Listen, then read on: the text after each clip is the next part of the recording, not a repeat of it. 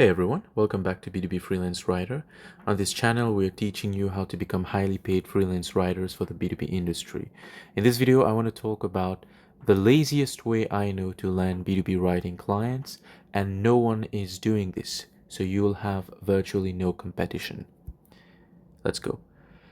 As prerequisite, you'll need an optimized LinkedIn profile, which we've talked about before. This includes optimizing your title, announcing that you are a B2B freelance writer in a specific niche. You'll need some momentum on LinkedIn. You'll need to have some form of online presence, LinkedIn presence specifically, with some posts that display your industry expertise. You'll need to have a portfolio that is visible and accessible. That could be via Google Drive or on your website if you have one. These prerequisites are good proof signals and they make you a strong candidate for what I'm about to teach you. This is really one of the easiest way to land clients. It makes starting the conversation with a new prospect so much easier, so stick until the end.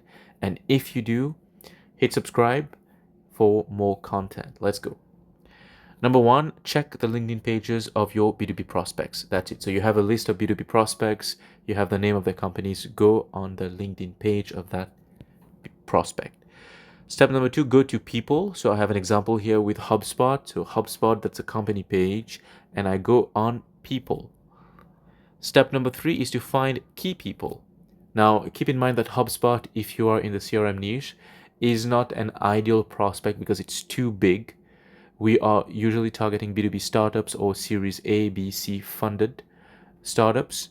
They are looking to grow and they have the budget because they're funded to hire freelance writers and they need content, rather than HubSpot, which will probably hire in-house and maybe not beginners. But I'm just using this as an example here. So key people for the specific sized companies that we are targeting, CEOs could work.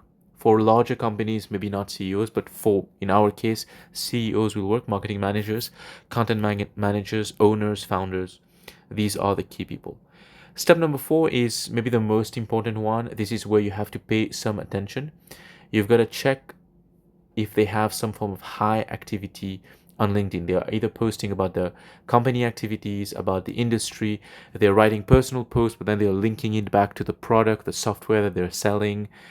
Basically, any sign that they're really on LinkedIn, building an online presence for themselves and making it clear that they are part of that company. So if your key person, even if they qualify as a key person, barely has any posts or does not post at all, they don't qualify. So you've got to filter for that. They need to have some kind of posting regularity on LinkedIn, and it has to be linked to either the company or the industry.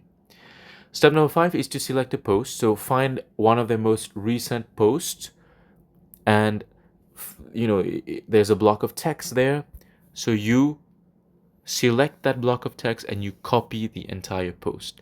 Step number six, you'll use this AI prompt. So here's the prompt: role B2B. In my case, it was CRM, so CRM professional.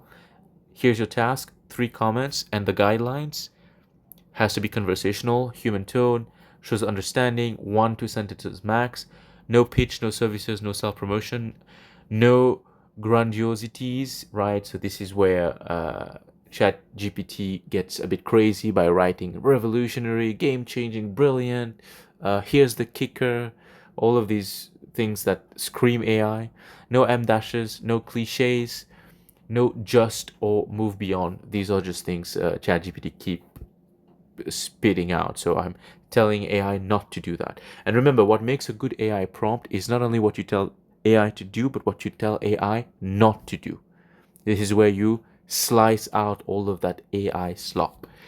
Then here's the post, and you paste the post that you've copied. So basically, you're telling ChatGPT, here's a post, and I want you to give me 3 comments that I can post on that post, and the comments have to follow these guidelines, and there shouldn't be all of these. Step number 7, you do a final human check. Of course, I always advise to check your AI content before with your own human eyes, your own human judgment, which is irreplaceable, right? So you've got to give it a good proper check, and then drop the comment. That's it. Post a comment. You will do that with as many key people as you can on as many posts as you can. Now, step number 8 is concerns ammunition gathering. So for those who've liked or replied your comment, you now have ammunition to start the conversation with them. You can either send them a connection request, an email, or an in-mail that's direct into their inbox on LinkedIn, assuming you haven't connected with them. But if you have, then you just go on the normal message tab. The ammunition is as simple as saying we've interacted on your post, or you replied to my comment, whatever it is, because now you're basically in their warm network. If they've acknowledged your comment and they've replied to your comment, you are now in their warm network. All of that is to put you in their warm network.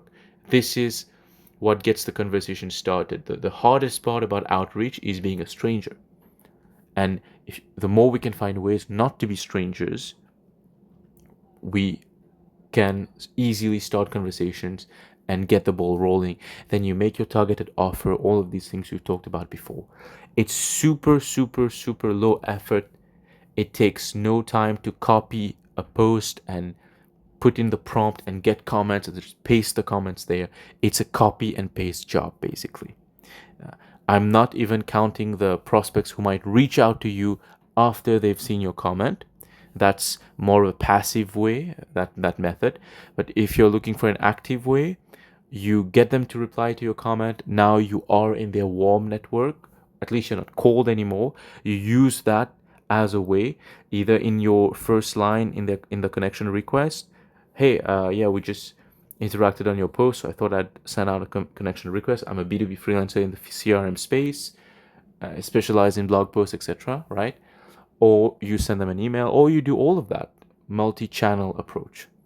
Hope this has been helpful for you, and if you've stick this far, hit subscribe. I'll see you in the next one. Cheers.